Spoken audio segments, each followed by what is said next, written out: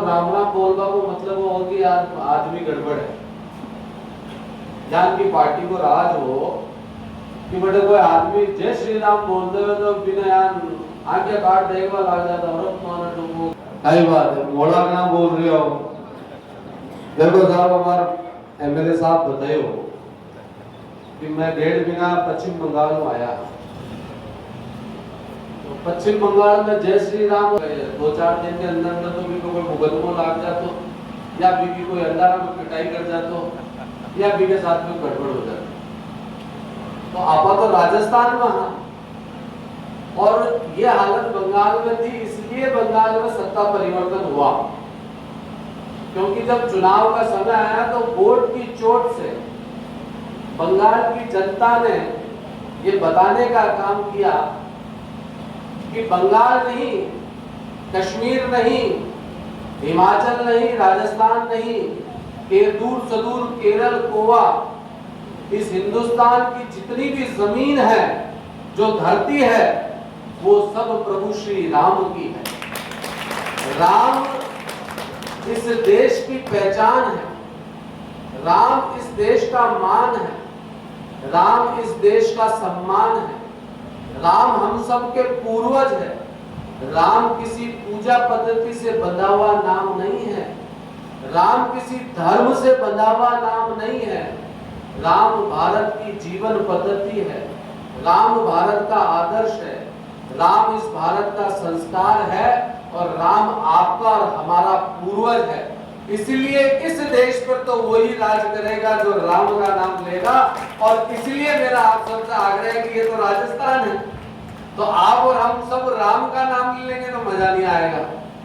इस देश में भगवान को मानने वाले भी लोग हैं, नास्तिक लोग भी हैं, नमाज पढ़ने वाले भी हैं, दरगाह जाने वाले भी हैं, गुरुद्वारा जाने वाले भी हैं, चर्च जाने वाले भी हैं, मंदिर जाने वाले भी हैं। लेकिन राम का नाम किसी की पूजा पद्धति में आड़े नहीं आता है क्योंकि राम हमारे पूर्वज है। बताओ इस देश में कौन सा आदमी जो ये चाहेगा कि मेरे घर में औरंगजेब जैसा आदमी पैदा हो? वो यही चाहेगा कि मेरे घर में राम जैसा आज्ञाकारी बेटा पैदा हो। चाहेगा कि नहीं चाहेगा? तो हम सब राम को मानने वाले, इसलिए एक बार जोर से बोलिए जय श्री राम। राम राम साहब। आज के इस 12वां गांव में इस ग्राम विकास रथ यात्रा में हमारे बीच में विराजमान आपके इस विधानसभा क्षेत्र के लोक लाडले, संघर्षशील, लगातार जनता से, इस क्षेत्र की जनता को अपना परिवार मानकर उनके बीच में रहते हुए सतत आप सबकी समस्याओं के समाधान के लिए हमेशा लड़ते रहना। मैं जब भी कई बार विक्रम जी को जयपुर में हम देखते हैं तो सचिवालय में कभी इस मंत्री के यहाँ, कभी मुख्यमंत्री जी के यहाँ, कभी उप मुख्यमंत्री जी के यहाँ, मेरे नवलगढ़ के लिए ये, मेरे नवलगढ़ के लिए ये, मेरे नवलगढ़ के लिए ये, ऐसे जुझारू लोकप्रिय विधायक आदरणीय विक्रम सिंह जी जाखल साहब, हमारे क्षेत्र के मंडल अध्यक्ष आदरणीय किशन जी, पूर्व मंडल अध्यक्ष यादव जी, सरपंच प्रतिनिधि, मंच पे विराजमान सभी सम्मानित इस क्षेत्र के सभी सरपंचगण, मेरे सामने विराजमान सभी युवा तरुणाएं, मातृशक्ति, पिता तुल्य बुजुर्गों, आप सबको इस रथ यात्रा के माध्यम से अभी एक प्रदर्शनी भी दिखाई होगी। हमारे आने से पहले एक पूरा वीडियो प्रदर्शनी पिक्चर चली होगी, कार्यक्रम किया होगा, आपको राजस्थान में चलने वाली तमाम योजनाओं की जानकारी दी होगी। मुझसे पहले के तमाम वक्ताओं ने आपको सारा विषय बताया।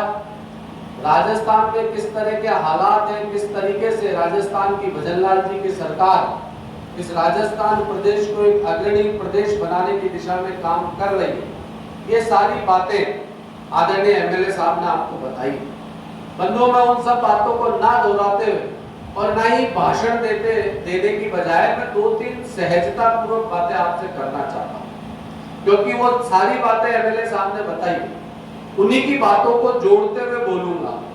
एमएलए साहब ने आपको एक बात बताई कि 2.5 साल के अंदर ये भजनलाल जी की पहली सरकार है, राजस्थान में एक ऐसी सरकार है जिसने 2.5 साल में तीसरी बार जनता के बीच में, जनता के गांव में सरकार की योजनाओं का रथ भेजने का काम। आप इस बात को समझने की कोशिश कीजिए।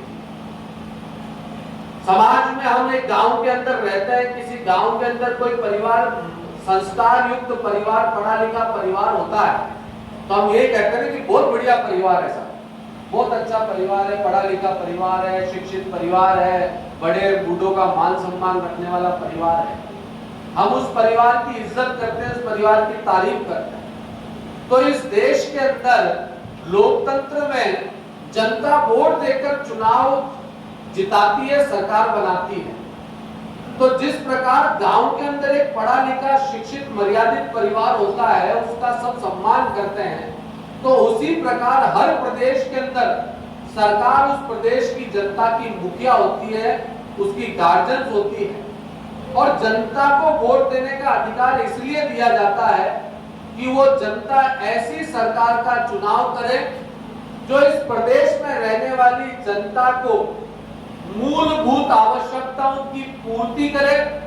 उस क्षेत्र का विकास करे और उस क्षेत्र में, उस प्रदेश में रहने वाली जनता को अग्रणी प्रदेश की श्रेणी में लाकर खड़ा करके उनके जीवन में उजाला लाने का काम करे। सरकार चुनने का कारण तो यही होता है ना, या ये होता है कि साहब फलाना जी ने माइंस दिला देवा, या फलाना जी इंस्पेक्टर साहब को ट्रांसफर करा देवा, या आरएस ऑफिसर वो हटा वो लगा देवा। सरकार बनाने का मकसद तो यही होता है कि ऐसी सरकार बनाना जो किसानों के लिए, युवाओं के लिए, महिलाओं के लिए, मजदूरों के लिए ऐसी योजनाएं बनाए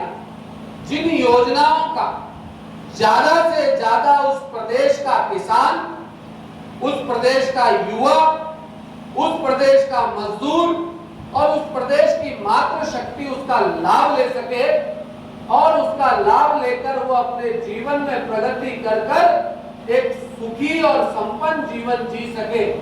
इसके लिए हम एक ऐसी सरकार का गठन करते हैं। बंधुओं,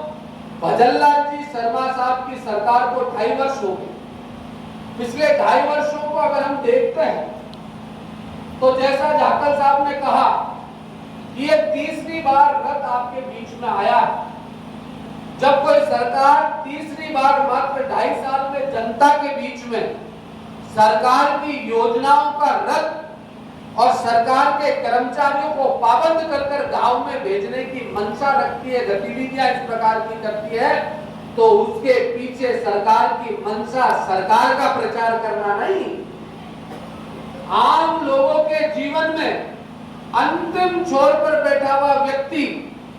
कहीं सरकार की योजनाओं को जान पाया कि नहीं जान पाया, क्या उसे सरकार में चलने वाली व्यवस्थाओं की जानकारी है कि नहीं है, सरकार में किसानों के लिए जो स्कीमें चल रही है, क्या उस गांव के अंदर रहने वाला छोटा किसान उन सब स्कीमों को जान पा रहा है या नहीं जान पा रहा है। क्या हमारी मातृ शक्तियां जो महिला समूह बनाती है, महिला बाल विकास है, समाज कल्याण है, उनसे चलने वाली अनेकों प्रकार की मातृ वंदन योजनाएं हैं, उनकी जानकारी उन तक पहुंची है कि नहीं पहुंची है। हमारे युवाओं को स्किल के रूप में आगे बढ़ाने की दिशा में सरकार ने जो फ्लैगशिप योजनाएं चलाई है वो युवाओं को पता है कि नहीं है, वो वहां तक पहुंचे और उन जानकारी लेकर वो युवा, वो किसान, वो महिला, वो मजदूर एक सरकार के सरकारी कर्मचारियों के दफ्तर में जाकर दादागिरी के साथ आवेदन कर ये कहे कि इस योजना का मैं लाभार्थी बनने का हक रखता हूं, ये मेरा कागज है, आप मुझे ये योजना का लाभ दीजिए। अगर आपको वो नहीं देता है तो ये भारतीय जनता पार्टी आपको इस बात की गारंटी देती है, भजनलाल शर्मा जी की सरकार, कि उनके नेतृत्व में जाखल साहब के रूप में आपके बीच में एक प्रधान सेवक, एक क्षेत्र का सेवक खड़ा किया है कि मजाल है सरकार के उन कर्मचारियों की जो फ्लैगशिप योजना का लाभ लेने वाले व्यक्ति को लाभ देने से दूर रखे। भैया, जिसके मन में चोर होता है ना, वो जनता से दूर भागता है। भारतीय जनता पार्टी की सरकार नरेंद्र मोदी जी के नेतृत्व में राजस्थान ही नहीं पूरे देश को केवल 4 जातियों के रूप में मानती है और उसी का अनुसरण करके इस प्रदेश के मुखिया भजनलाल जी भी राजस्थान को अपना परिवार मानकर केवल 4 जातियों को मानते हैं और वो 4 जातियां हैं प्रदेश की महिला, प्रदेश का युवा, प्रदेश का किसान और प्रदेश का मजदूर। जब उनका ये मानना है कि इन चारों कैटेगरी के लोगों का विकास होगा तो राजस्थान अपना भी आगे बढ़ जाएगा, राजस्थान की अपना भी तरक्की हो जाएगी। तो इन चारों का विकास कैसे होगा? चारों का विकास सरकार के अंदर बैठे हुए प्रशासनिक तंत्र को